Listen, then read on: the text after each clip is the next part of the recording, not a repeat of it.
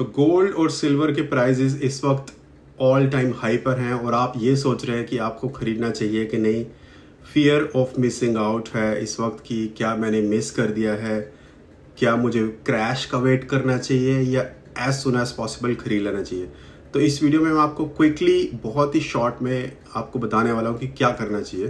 तो पहले तो रीज़न आपको एक क्विकली आइडिया दे देता हूँ कि रीज़न इसलिए बढ़ रहा है गोल्ड, क्योंकि चाइना और काफ़ी डेवलपिंग कंट्रीज धड़ेले से खरीद रही हैं गोल्ड को, क्योंकि उनका यूएस डॉलर में ट्रस्ट कम हो चुका है और वो सेविंग्स अपने यूएस डॉलर में रखने के बजाय गोल्ड और सिल्वर में रखना चाहती हैं, स्पेशली गोल्ड में।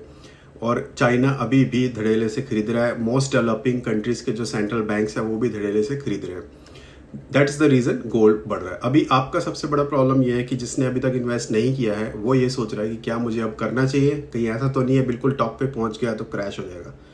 तो जो लोग आपको बोल रहे हैं वीडियोस में कि आपको एज सुन एज पॉसिबल खरीद लेना चाहिए वो भी गलत, जो कह रहे हैं कि थोड़ा वेट करो क्रैश का वो भी गलत, क्योंकि इसके बाद भी इतनी ऊपर चोटी के ऊपर पहुंच चुका है, माउंटेन के ऊपर पहुंच चुका है गोल्ड, उसके बावजूद भी वो 10 से 15% और ऊपर जा सकता है, जो कि गोल्डमैन एंड सैक्स ने प्रेडिक्ट किया है। दूसरा ये भी हो सकता है कि वो क्रैश भी कर सकता है, जैसे ही आपने खरीदा उसके बाद ये भी हो सकता है 10% क्रैश कर जाए।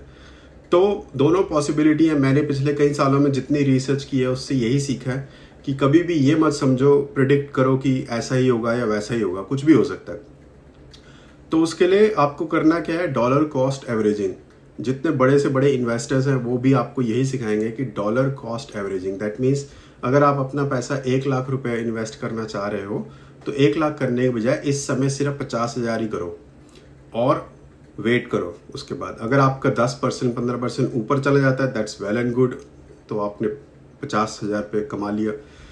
अगर क्रैश हो जाता है तो आपका पूरा का पूरा क्रैश होने के बजाय पैसा आधा ही होगा, और जब आपका क्रैश होगा तो उस टाइम आप फिर अपना रिमेनिंग आधा डाल सकते हो, क्योंकि उस वक्त आपको क्रैश में खरीद रहे हो, सही टाइम पे खरीद रहे हो। तो that is called dollar cost averaging and that is what you should be doing.